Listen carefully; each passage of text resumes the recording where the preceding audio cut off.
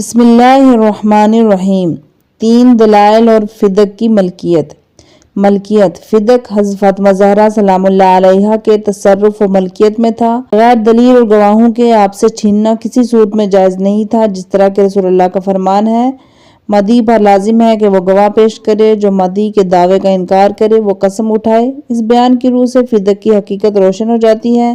فدق حضرت فاطمہ زہرا کی ملکیت اور تصرف میں تھا، انہیں گواہوں کی اقامت کی ضرورت نہیں تھی کیونکہ آپ فدق کی ملکہ تھیں۔ گواہوں کی ضرورت حکومت کو تھی۔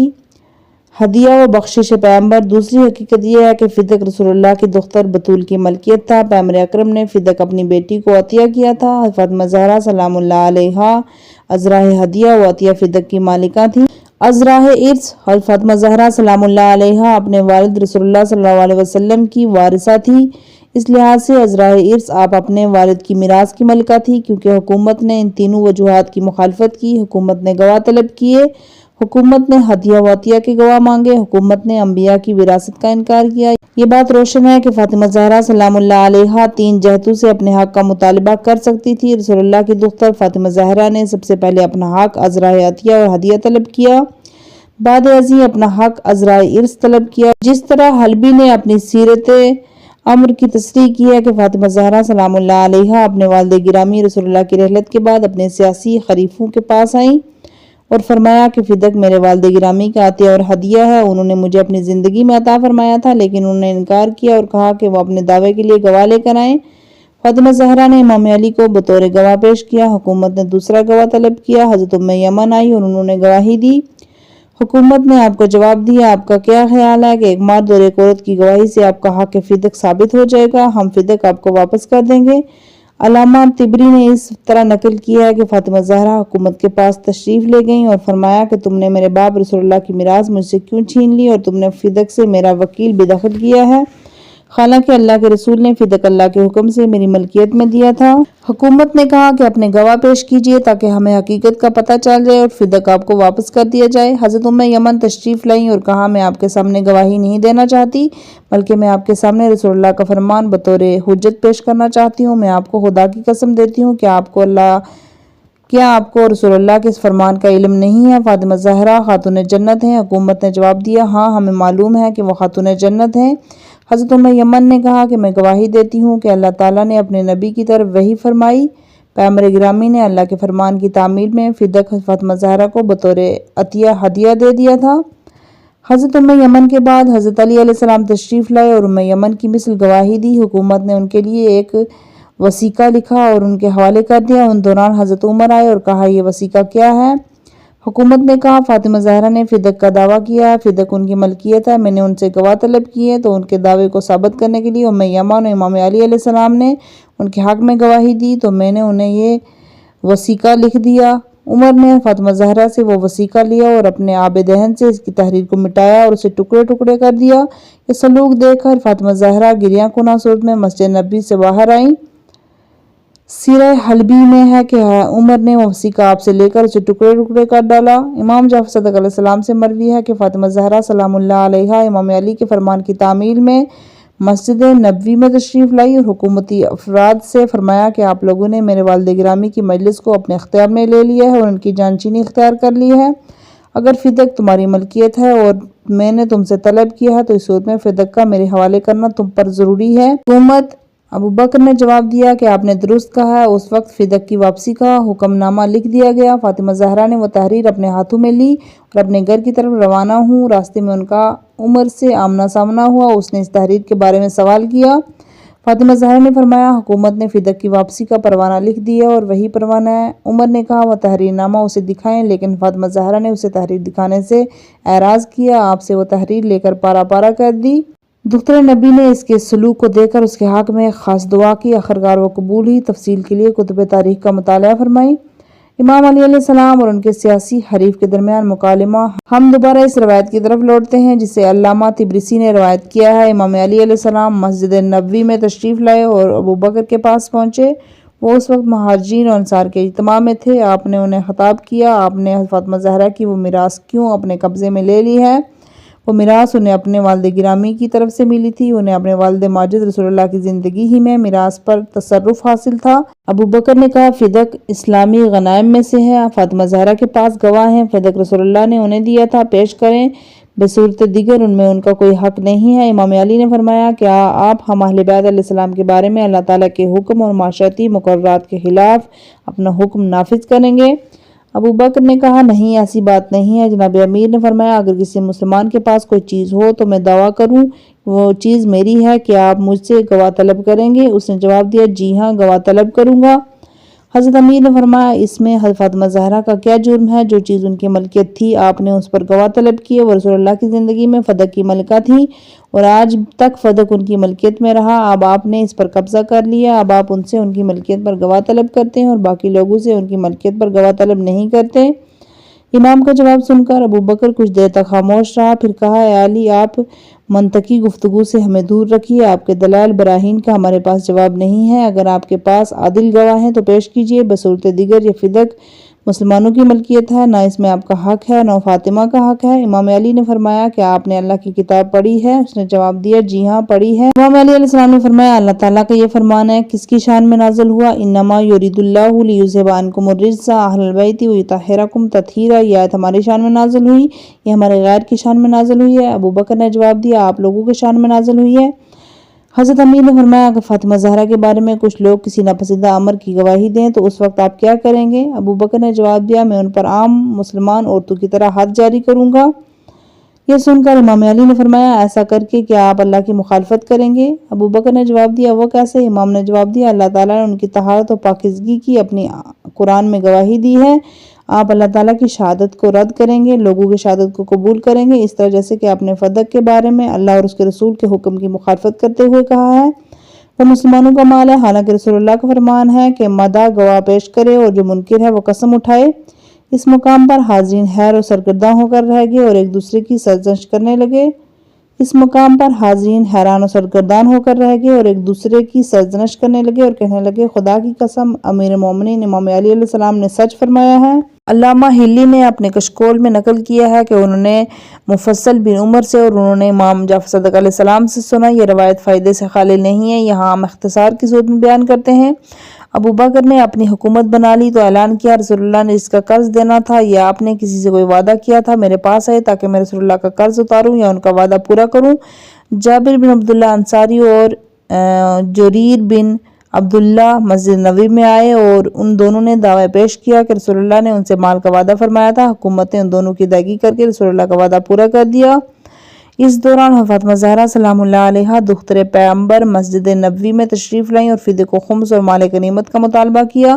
حکومت نے آپ سے کہا اے رسول اللہ کی دختر اپنے دعوے کے لیے گواہ پیش کیجیے۔ فاطمہ زہرا نے قرآن آیت پیش کی اور فرمایا آپ نے جابر بن عبداللہ انصاری اور جریر بن عبداللہ کو تو نہیں جھٹلایا، انہیں صادق تسلیم کیا اور ان سے گواہ بھی طلب نہیں کیے، حالانکہ میں نے اللہ کی کتاب سے دلائل دیے ہیں اور آپ انہیں قبول نہیں کرتے، اس کی کیا وجہ؟ اس گفتگو کے بعد حکومت نے گواہ طلب کیے۔ فاطمہ زہرا نے بطور گواہ امام علی اور حسن و حسین اور ام یمن اور اسماء بنت خمیس کو پیش کیا۔ ان دونوں اسماء بنت خمیس ابو بکر کے عقد میں تھی۔ ان تمام شخصیات نے فاطمہ زہرا کے حق میں گواہی دی۔ اہل بیت رسول اللہ کے سیاسی حریفوں نے کہا کہ جہاں امام علی ہیں وہاں فاطمہ زہرا کے شوہر ہیں، حسن و حسین ان کے بیٹے ہیں، ام یمن ان کے گھر کی کنیز ہے، جہاں تک اسماء بنت خمیس کی بات ہے وہ حضرت جعفر بن ابی طالب کی زوجہ رہ چکی ہیں، اس نے ہر صورت بنو ہاشم کے حق میں گواہی دینی ہے۔ علاوہ ازیں یہ دونوں خواتین فاطمہ زہرا کی عقیدت مند اور شاگردہ ہیں، ان میں سے ہر ایک اپنے اپنے نفع کی تلاش میں ہے۔ امام علی نے اپنے سیاسی حریفوں کے جواب میں فرمایا فاطمہ زہرا رسول اللہ کے مبارک جسم کا حصہ ہے، جس نے انہیں اذیت دی اس نے رسول اللہ کو اذیت دی اور جس نے ان کی تکذیب کی اس نے رسول اللہ کی تکذیب کی۔ حسن و حسین دونوں رسول اللہ کے فرزند ہیں اور جنت کے جوانوں کے سردار ہیں، جس نے ان دونوں کو جھٹلایا اس نے رسول اللہ کو جھٹلایا۔ جب بھی اہل جنت سب سچے ہیں اور ان کے سردار کیسے سچے نہیں ہوں گے؟ جبکہ اہل جنت سب سچے ہیں تو ان کے سردار کیسے سچے نہیں ہوں گے؟ جہاں تک میری بات ہے تو رسول اللہ نے میرے بارے میں فرمایا اے علی آپ مجھ سے ہیں اور میں آپ سے ہوں اور آپ میرے دین و دنیا کے بھائی ہیں، جس نے آپ کو قبول نہیں کیا اس نے مجھے قبول نہیں کیا اور جس نے آپ کی اطاعت کی اس نے میری اطاعت کی اور جس نے آپ کی معصیت کی اس نے میری معصیت کی۔ رسول اللہ نے حضرت ام یمن کے بارے میں فرمایا کہ وہ اہل جنت میں سے ہیں۔ رسول اللہ نے اسماء بنت خمیس اور ان کی اولاد کے حق میں دعا خیر کی تھی۔ حکومت نے وہی جواب دیا جس طرح پہلے کہا تھا، آپ نے جو کچھ اپنے بارے میں کہا ہے ٹھیک ہے، لیکن ان لوگوں کی گواہی جو اپنے فائدے کے لیے دے رہے ہوں تو قبول نہیں ہے۔ حضرت امیر نے فرمایا، جب تم لوگ ہماری منزل تو مقام کو جانتے ہو، ہمارے فضائل سے انکار بھی نہیں کرتے، ہماری گواہی اور رسول اللہ کی گواہی کو قبول نہیں کرتے، تو پھر میں کہوں گا انا للہ و انا الیہ راجعون۔ جب ہم نے اپنی ملکیت کا دعویٰ کیا تو آپ لوگوں نے ہم سے گواہ طلب کیے، کون ہے جو ہماری مدد و نصرت کرے؟ آپ لوگوں نے اللہ اور اس کے رسول کی حکومت پر ہجوم کیا اور حکومت کو رسول اللہ کے خانہ اقدس سے نکال کر اس کے غیر کے گھر میں لے گئے، اور اس امر پر نہ تو تم نے گواہ طلب کیے نہ کوئی دلیل طلب کی۔ سورہ شورى آیت نمبر 227۔ اور جن لوگوں نے ظلم کیا ہے انہیں عنقریب معلوم ہو جائے گا کہ وہ کس جگہ لوٹائے جائیں گے۔ بعد ازیں امام علی علیہ السلام نے فاطمہ زہرا سے فرمایا، اب آپ اپنے گھر کی طرف لوٹ جائیں، خدا تعالیٰ ہی فیصلہ فرمائے گا کیونکہ وہی بہترین فیصلہ کرنے والا ہے۔ جب سید النساء العالمین فاطمہ زہرا نے دیکھا کہ ان کے والد گرامی نے اپنی زندگی میں اللہ کے حکم سے انہیں فدق کی جاگیر ہدیہ کی تھی، رسول اللہ کی رحلت کے بعد حکومت نے ان کی ملکیت پر قبضہ کر لیا، انہوں نے اپنی ملکیت پر گواہ پیش کیے، لیکن حکومت وقت نے ان کے پیش کردہ گواہوں کو قبول نہیں کیا، انہیں ان کا حق نہیں ملا۔ پیغمبر کی دختر فرزانہ نے اپنے حق کی بازیابی کے لیے ایک دوسرا راستہ اختیار کیا۔ آپ کے نزدیک یہ دوسرا راستہ میراث کا راستہ تھا، جو چیز ان کے والد رسول اللہ کی ملکیت تھی ان کی رحلت کے بعد وہی وارث ہیں، کیونکہ جاگیر فدق قرآن مجید کی روح سے رسول اکرم کی ملکیت تھی۔ اگر حکومت کو انکار ہے رسول اللہ نے اپنی زندگی میں جاگیر فدق اپنی بیٹی کو ہدیہ نہیں کیا تھا، تو ان کی رحلت کے بعد ان کے پاس کوئی دلیل باقی نہیں رہے گی۔ جب وہ اپنی میراث کا دعویٰ کریں گے تو ان کے دعوے کو کسی صورت میں ٹھکرایا نہیں جا سکے گا، کیونکہ اپنے والد کی واحد وارثہ ہیں۔ دنیا کے ہر قانون کے مطابق والد کی میراث اولاد کی طرف منتقل ہوتی ہے۔ سید النساء العالمین نے یہی تجاویز اختیار کی کہ وہ اپنا حق فکری اور دینی معاشرتی قوانین کے ذریعے حاصل کریں۔ خاتون جنت بخوبی جانتی تھی کہ ان کے ان قطعی اشکار و دلائل کو ہرگز پذیرائی نہیں ملے گی، ان کے سیاسی حریف حق و عدالت کو قطعاً اختیار نہیں کریں گے۔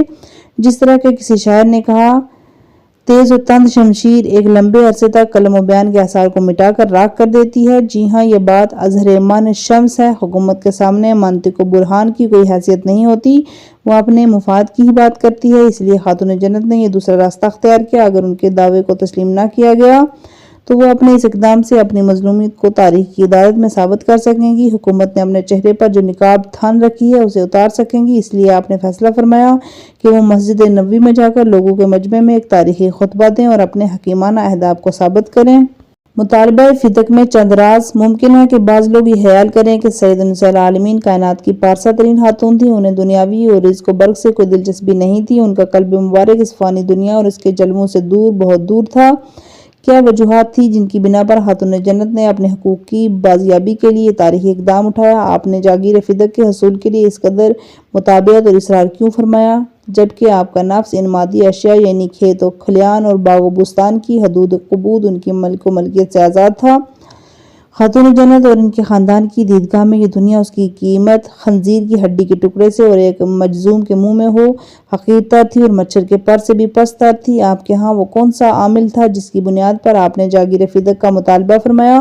فاطمہ زہرا سلام اللہ علیہا عالمین کی عورتوں کے سید و سالار تھی، آپ انسانیت و معنویت میں بلند و بالا مقام رکھتی تھی۔ آپ بخوبی جانتی تھی کہ وہ اپنے حق کے حصول کے لیے جس قدر شدید سے شدید تر جدوجہد کریں انہیں اپنا حق ملنے والا نہیں ہے۔ یہاں کچھ سوالات پیدا ہوتے ہیں کہ جب حالات یہ تھے پھر سیدہ زہرا طاہرہ صدیقہ نے یہ تاریخی اقدام کیوں اٹھایا؟ ان سوالات کے جواب ممکنہ حد تک جو اذہان میں آتے ہیں وہ درج ذیل ہیں۔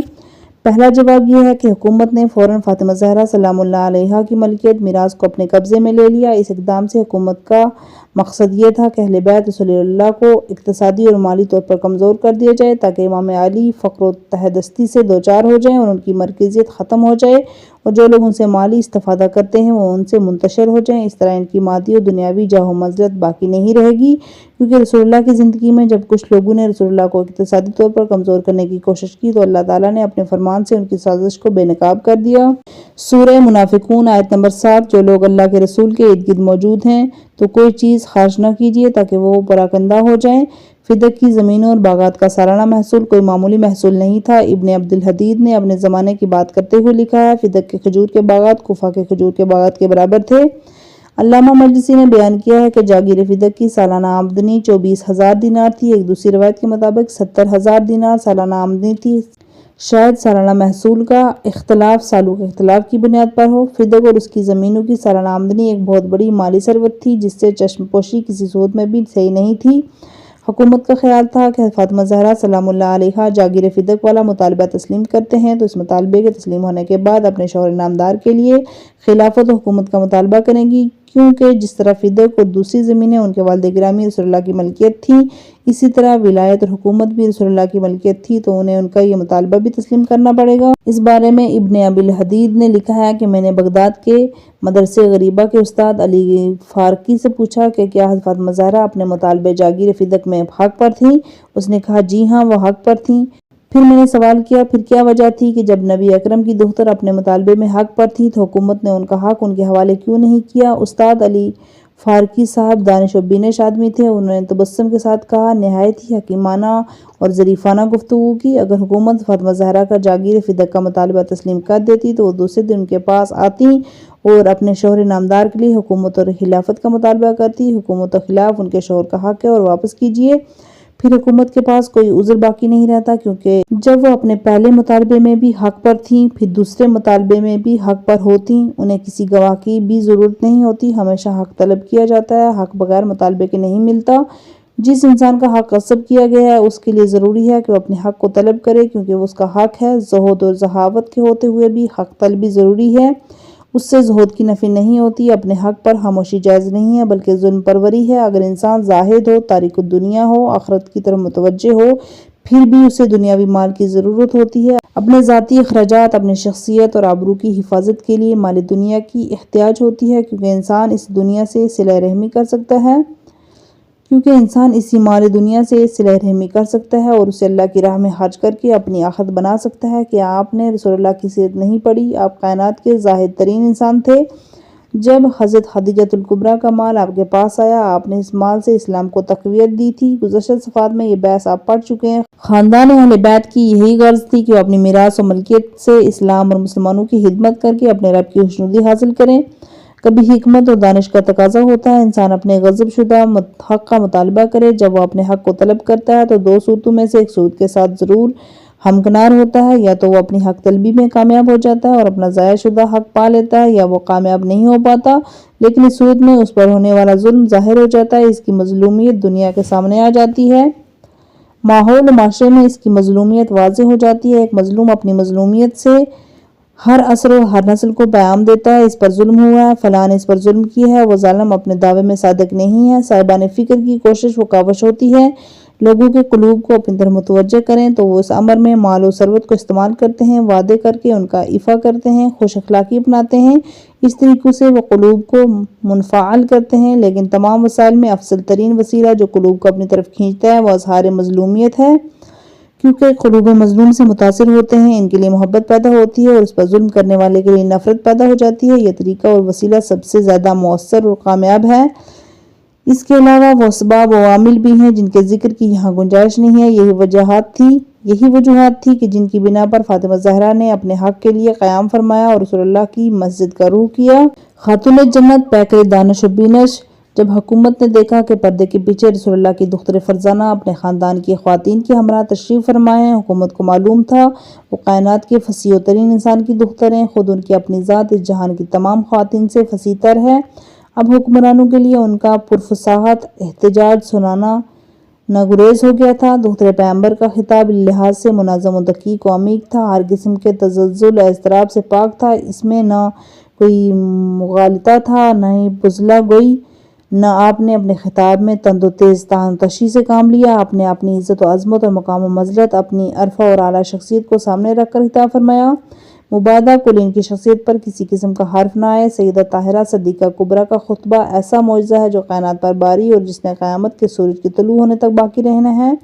یہ خطبہ اسلامی ثقافت کا خورشید خاور ہے۔ آپ نے یہ خطبہ بھرپور مہارت و توانائی سے شروع کیا، اس کا اختتام بھی عہد سازی اور تاریخ ساز طریقے سے کیا جس کا اثر ہر عصر و ہر نسل تک باقی رہے گا۔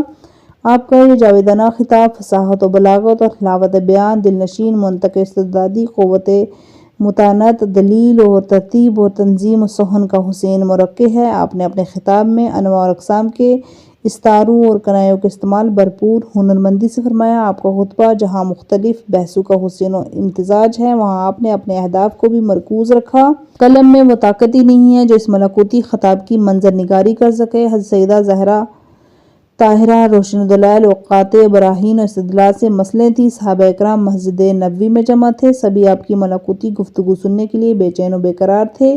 اس گفت و شنید کے بعد نتیجہ کیا سامنے آئے گا؟ انہوں نے آج تک ایسا بے نظیر دن نہیں دیکھا تھا۔ وہ انتہائی بے صبری کے ساتھ لمحہ لمحہ شمار کر رہے تھے۔ نبی کی بیٹی کی اس لمحے اپنے خطبے کا آغاز فرماتی ہیں: خاتون جنت اس مقام پر تشریف فرما ہوئیں جو آپ کے لیے پس و پردہ بنائی گئی تھی۔ شاید کہ آپ نے بابا رسول اللہ کی رحلت کے بعد پہلی دفعہ اس صورت میں مسجد میں آئی تھیں۔ یہ کوئی مقام تعجب نہیں ہے۔ جب آپ مسجد میں تشریف لائیں تو آپ کو اپنے والد مہربان کی یاد نے ایک دفعہ تڑپا کر رکھ دیا۔ آپ نے ایک پردرد بھری آہ بھری: میرے قلم میں وہ طاقت و توانائی نہیں ہے جو اس جان سوز نالے کے اثر کو احاطہ تحریر میں لا سکے۔